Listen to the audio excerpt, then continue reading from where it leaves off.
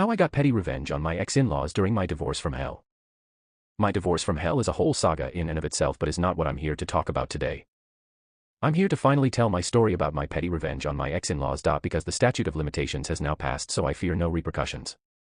Background: my ex-husband and I got married very young due to an unplanned pregnancy and religious pressure to not have a child out of wedlock. Great start to a relationship, I know. I was a stay-at-home mom the entire time and did all the stereotypical domestic housework and childcare to the point my ex hadn't bathed our child at all by the time they turned 3. And he was damn proud of that statistic. My in-laws were very disappointed in us because my husband was working a blue-collar job and that was beneath their family. They both had master degrees and worked cliché CEO positions in companies, drove nice new cars, had a huge home filled with designer items, and no friends. I was very naive and quite frankly brainwashed in the religious nonsense.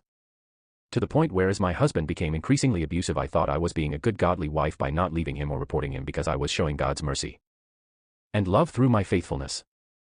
But because of my mental condition at the time, it was easy to convince me how great it was that my in-laws were offering to have us move in with them so my husband could attend school full-time and get out of the poverty hole we were in.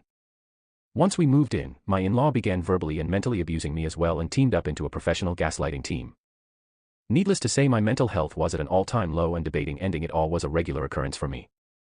Thankfully, before I got to the point of action, my husband filed for divorce, had me served, closed our bank account, took the keys to my car, and his parents gave me an eviction notice saying I had to be out immediately and come back to retrieve my belongings within 48 hours or everything would be trashed.